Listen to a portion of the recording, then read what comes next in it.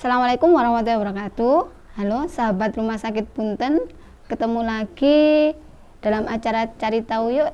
Pada kesempatan hari ini bersama saya Siti Yulaika. Kebetulan saya bagian dari keperawatan, perawat di Rumah Sakit Punten. Pada siang hari ini kita akan membahas sedikit sekelumit tentang apa sih HIV/AIDS itu, bagaimana penularannya, bagaimana tanda gejalanya, dan bagaimana sih peran keluarga terhadap ODH, orang dengan HIV/AIDS yang sudah terdiagnosa HIV. Ayo kita bahas untuk selanjutnya. HIV adalah human immunodeficiency virus, artinya HIV itu menyerang kekebalan tubuh kita.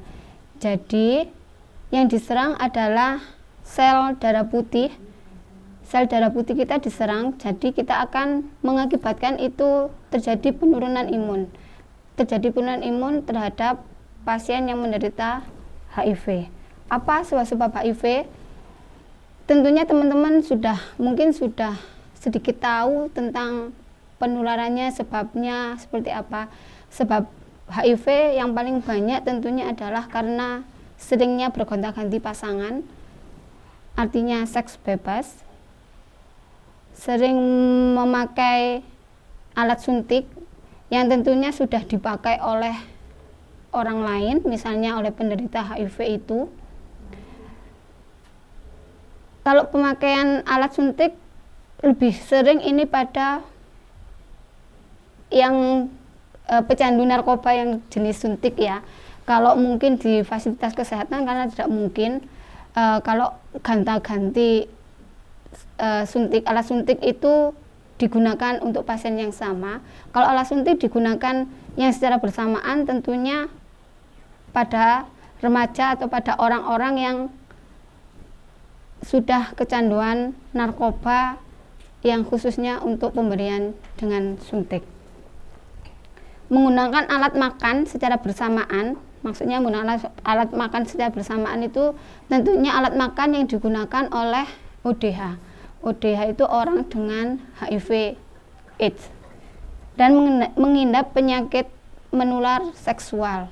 Banyak kalau tentunya kita sering bergonta-ganti pasangan, tentunya selain kita menderita HIV, selain orang itu menderita HIV, tentunya akan menderita penyakit seksual menular ya. Banyak kejadian seperti itu.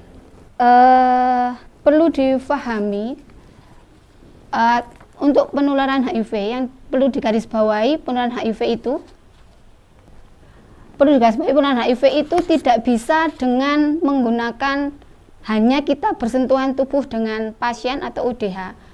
Penularannya tentunya dengan kita kontak langsung dengan cairan tubuh pasien, artinya kontak langsung dengan, misalnya kita kontak dengan tubuh pasien ODH itu mulai kita berhubungan dengan pasien dengan ODH.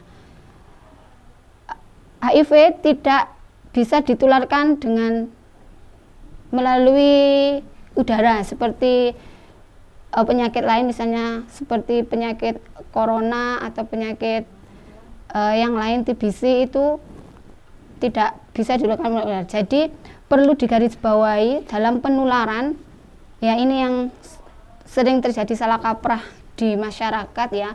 Orang ODH selalu dikucilkan karena ditakutkan menular. Dengan kita berhubungan maksudnya dengan kita bersosialisasi dengan ODH itu tentunya kita tidak akan terjangkit oleh HIV, kecuali kalau kita terkena cairan tubuh, misalnya darah, terus cairan sperma, mungkin cairan air pipisnya, itu bisa terjadi jika kita terkena cairan tubuh. Jadi jangan takut bersosialisasi dengan ODH karena HIV tidak akan menular dengan mudah melalui udara. Tanda gejalanya seperti apa sih HIV/AIDS itu? Kalau sudah stadium awal mungkin demam, mungkin lebih sering terkena flu, mungkin lebih sering sakit seperti itu. Kalau sudah tahap akhir yang sering terjadi dengan ODH adalah pasien menderita diare kronis. Artinya diare kronis itu adalah diare yang terus-menerus sampai beberapa bulan sampai beberapa hari. Tentunya itu diare kronis, jadi penurunan badan yang sangat drastis. Badan yang sangat drastis ini biasanya terjadi ya karena diare itu, dan nafsu makan yang menurun. Nafsu makan yang menurun ini biasanya terjadi karena penderita ODH. Karena dengan orang dengan ODH itu biasanya lebih sering terjangkit oleh jamur di mulutnya, kandidiasis, sariawan. Jadi otomatis pasien dengan ODH itu lebih sering tidak nafsu untuk makan. Nah, jadinya harus dipahami bagaimana sih peran keluarga untuk jika kita bertemu peran keluarga, peran masyarakat, peran komunitas. Jika kita ada pasien dengan ODH, tentunya kita harus memberi dukungan secara penuh. Wajib kita memberi dukungan secara penuh, jangan dikucilkan, karena dengan pasien dengan ODH itu jika dikucilkan maka akan memperberat imunnya akan semakin drop, tidak ada dukungan, tidak ada semangat untuk sembuh. Jadinya peran keluarga, masyarakat, dan komunitas adalah sangat penting untuk memberi dukungan bahwa ayo kita rangkul pasien ODH ini supaya mereka mau untuk selalu meminum obatnya secara rutin. Selalu untuk jika ada sesuatu kita antarkan ke vaskes biar mendapat pelayanan yang baik.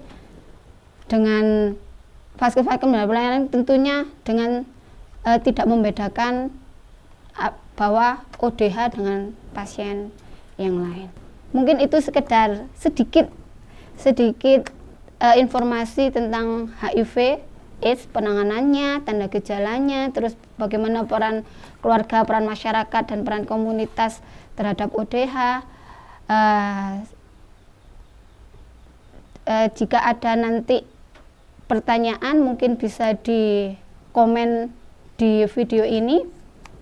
Kami sebisa mungkin akan menjawab pertanyaan-pertanyaan dari sahabat-sahabat dari Rumah Sakit Punten. Jangan lupa komen, like, dan subscribe di channel kami di Kuba TV.